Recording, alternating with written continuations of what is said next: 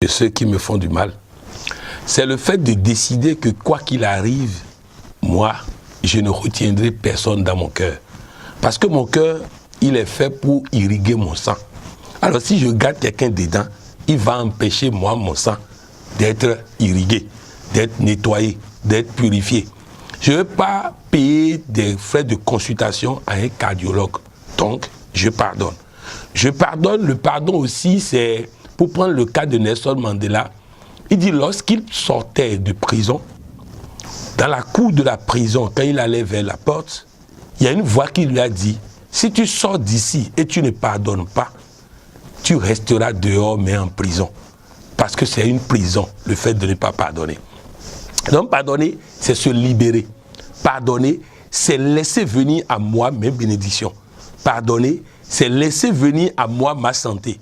Pardonner, c'est laisser venir à moi l'amour de Dieu, l'énergie de Dieu, la grâce de Dieu. En tout cas, pardonner, c'est le contraire de s'emprisonner, de se rendre malade, de se pourrir la vie, et c'est très dangereux. Pourquoi pardonner?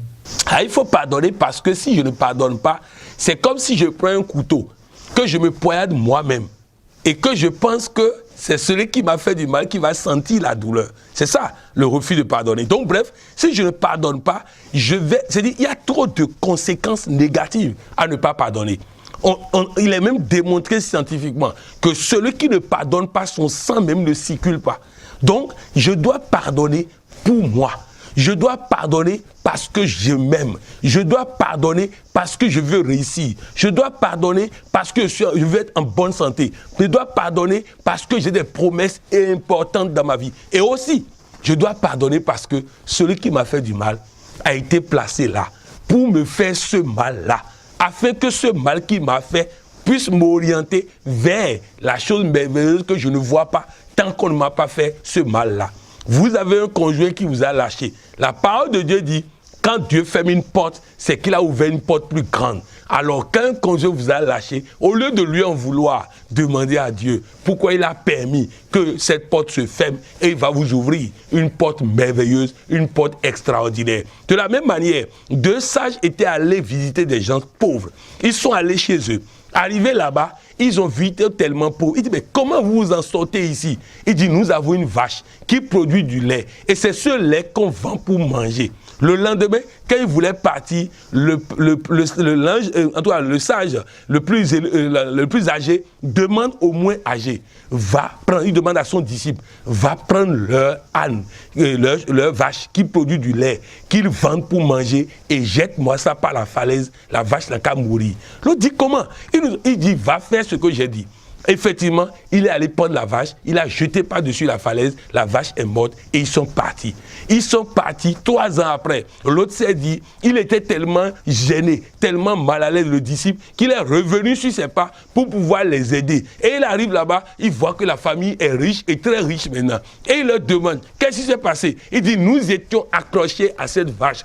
Et pendant qu'on était accrochés à cette vache, et on pensait que cette vache faisait notre bonheur, faisait notre joie, faisait notre ceci, c'est là que la vache est morte. Quand la vache est morte, on a dû chercher autre solution. Et c'est là qu'on a compris qu'on avait un jugement sur lequel on était assis. Mais on n'aurait pas cherché ça si la vache n'était pas morte. Voilà de quoi il s'agit. C'est-à-dire que celui qui t'a fait du mal, en réalité, Dieu a permis ça parce que derrière ça, il y a une porte ouverte que tu ne vois pas. Le mal qu'on t'a fait va te réorienter vers cette porte merveilleuse. Quelqu'un t'a licencié, c'est pour t'ouvrir une porte plus grande. Quelqu'un t'a fait ceci, c'est pour t'ouvrir. Donc bref, nous devons pardonner parce que même ce que nous considérons être mal peut ne pas être un mal. Ce que nous considérons comme un problème peut ne pas être un problème. Rappelez-vous, en Égypte, Dieu dit à Moïse, va demander telle chose à Pharaon. Mais moi-même Dieu, je vais durcir le cœur de Pharaon pour dire non, afin que ma gloire se manifeste. Pour dire non, ça veut dire que la souffrance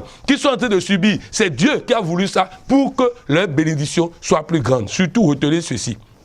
Plus vous souffrez pour semer, plus vous récoltez dans la joie, dit la parole de Dieu. Sous le haut parrainage de son président mondial et des coachs Micheline et Christiane, la Fédération internationale des ambassadeurs du développement organise à l'intention de nos merveilleux enfants le samedi 22 décembre 2018 la Noël des enfants à partir de 9h. programme, des jeux concours, ballet, sketch, English thème, une géante séance de coaching avec l'inégalable coach Patrick Tamampoyon et la remise de cadeaux aux enfants par le Père Noël. Lieu, Maison de l'Afrique et du coaching 6 avenue de Corps-Humains à côté du collège Le Label. Participation 2600 francs par enfant dans l'endroit à la restauration. Date limite des inscriptions, jeudi 20 décembre 2018. Infoline, plus 229 96 44 25 00 67 31 02 58. Parce que nous aimons nos enfants, parce que nous aimons nos enfants, le meilleur pour eux, le meilleur. Quelques manifestations du pardon. Ah, déjà, je peux donner le témoignage puissant de ce monsieur qui a gardé son patron qu'il a licencié dans son cœur pendant près de 7 ans. Et après, a suivi une conférence que j'ai animée sur le pardon. Et allé dans son ordinateur, a détruit tous les fichiers, preuves qu'il a concoctés contre le patron. Il a tout déchiré, il a tout supprimé. Et il a dit à Dieu, donne-moi la force de pardonner. Le lendemain, le patron a été arrêté.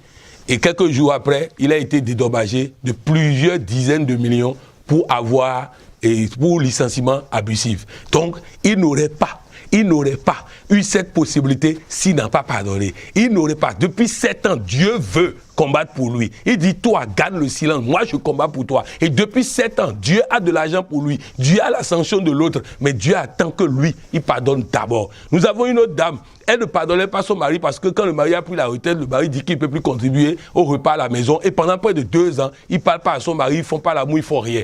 Et un jour, elle suit une conférence sur le pardon. Elle rentre à la maison, elle pardonne son mari et le lendemain, elle a promotion au service. La promotion qu'elle cherchait depuis des années est sortie maintenant. Quand vous pardonnez, Dieu se manifeste. Il y a une dame, son mari sort avec sa meilleure amie. Donc elle a juré de ne pardonner aucun des deux. Et j'ai écrit une chronique sur le pardon. Elle a lu la chronique. Après avoir lu la chronique, elle appelle son mari. Elle dit, chérie, je te pardonne et je pardonne mon ami. Et si tu veux l'épouser, épouse-la. Elle n'a qu'à venir ici. Nous redeviendrons de bons amis et nous allons te rendre heureux. Et le mari lui répond, c'est parce que tu étais devenu invivable que j'allais chez ta copine pour aller me plaindre de toi et cette connerie est arrivée. Maintenant que tu as changé et que tu es devenue la merveilleuse épouse que j'ai épousée, cette affaire doit s'arrêter. Et il prend le téléphone et il appelle l'autre pour rompre la relation. Elle voulait pardonner pour laisser faire, mais le pardon a créé la libération, le pardon a créé la séparation avec l'autre, elle a retrouvé son mari et tout ça. On peut citer énormément,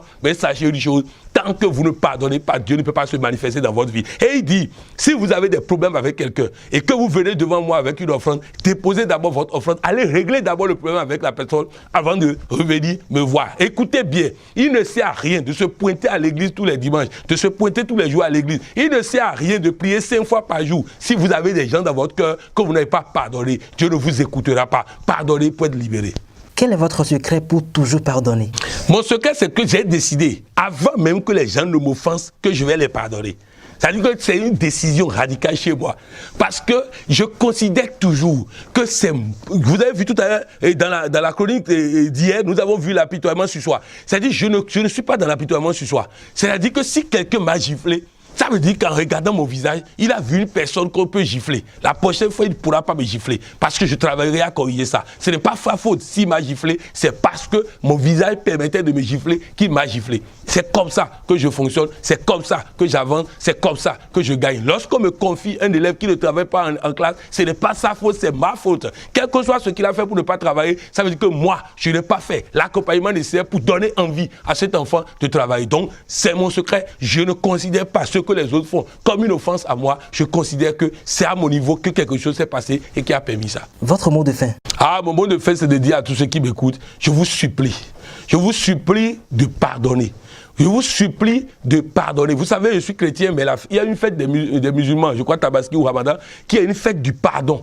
Et ce jour-là, tout le monde doit se demander pardon dans la maison. Tout le monde doit se demander pardon en famille. Je voudrais que cet exercice, chacun puisse le faire aujourd'hui en écoutant cela. Que vous puissiez demander pardon à votre conjoint, pardon à vos enfants, pardon à ceux qui vous entourent. Et c'est pourquoi je profite de cette occasion pour vous demander à tous pardon. Le pardon élève. Quand vous demandez pardon là, vous vous sentez plus fort, plus proche de Dieu. Je vous demande pardon pour toutes les occasions où vous avez eu l'impression que je vous ai mal parlé, je vous ai mal fait ceci. Je vous demande pardon. pardon. Je demande pardon à ma famille, je demande pardon à tout le monde. Mais sachez une chose, je ne le fais que par amour. Et moi aussi, je vous pardonne parce que je sais que tout ce que vous le faites aussi par amour. Que la gloire de Dieu se manifeste davantage dans notre vie et que Dieu nous donne l'énergie nécessaire pour pardonner et aussi accepter le pardon des autres. Merci, coach. Merci. Africa Coaching Web TV vous remercie pour votre attention. Abonnez-vous à notre chaîne YouTube pour contribuer aussi à la transformation positive de l'Afrique. Tonus matinal. Tonus matinal. Nous nous réveillons, nous veillons sur votre vie. Et en 13 minutes, nous éveillons toutes vos forces pour déclencher